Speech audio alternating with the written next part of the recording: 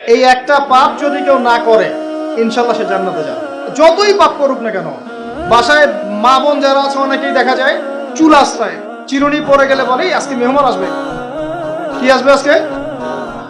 মেহমান আসবে আজকে বললেই সে বাসা থেকে বের হচ্ছেন, আপনার পাঞ্জাবিটা একটু আটকে গেছে, আপনার স্ত্রী বলছে একটু বসে যান, অমঙ্গল হতে পারে, বসেন।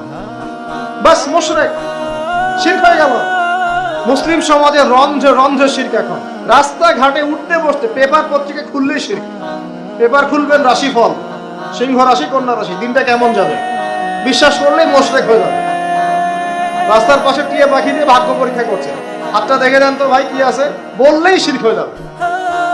আংটি বিক্রি করছে, আংটি পরলে রোগ ভালো হবে, হাতে দিল রোগ ভালো হবে এই উদ্দেশ্যে মুশরিক। হাতে দিয়েছে রোগ ভালো হবে, আমার ডায়াবেটিস ভালো হয়ে যাবে, বিসমিল্লাহ, ব্যাস মুশরিক। এই আকীদা নিয়ে পড়লেই মুশরিক।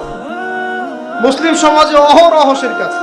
আর আবু জেহেলের যুগে কি ছিল ভাই? আবু জেহেলের যুগে অনেকদিন বলেছি মেজর 5টা সমস্যা ছিল। কয়টা? মেজর 5টা, মাইনর সমস্যা অনেক, মেজর 5টা। এক, আবু জেহেলের যুগের বেশিরভাগ মানুষ শিরক করতো। কি করতো ভাই? লাত, উজ্জা, হবল, মানাত এইসব মূর্তির পূজা করতো।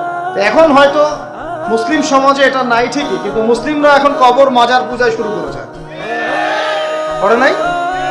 মুসলিমরাও এখন নেক্সট শুরুতে ধোকা খাচ্ছে। শিরক তো আমাদের সমাজে চলছে। শিরক কি হয় কেন আমি লেকচার দিয়েছি, দেখবেন মুসলিম সমাজে কত শিরক চলছে। আবু জেহেলের যুগে শিরক ছিল, এগুলো বলতে থাকলে এটা নিয়ে আলোচনা করতে হবে। আলোচনার টপিক আমার আজকে অন্য। আবু জেহেলের যুগে কি ছিল ভাই? শিরক ছিল, সমাজে রন্ধ্রে রন্ধ্রে শিরক ছিল। এখনকার সমাজেও শিরক আছে। তারা লা ইলাহা ইল্লাল্লাহ না পড়ে শিরক করতো, আমরা পড়েও শিরক করি। আল্লাহ পাক আমাদের সবাইকে শিরকের পাপ থেকে হেফাজত করুন বলি আমি।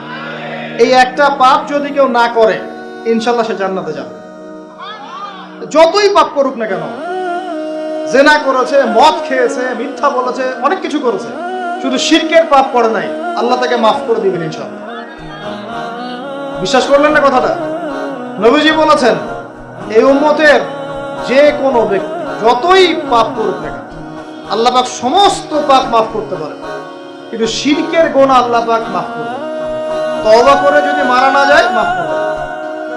একটা এক্সাম্পল দিয়ে বোঝাচ্ছি তাহলে ক্লিয়ার হয়ে যাবে। মনে করেন কেউ একজন জেনা করেছে, তওবা করার সুযোগ হয় নাই, মারা গেছে, নাউজুবিল্লাহ।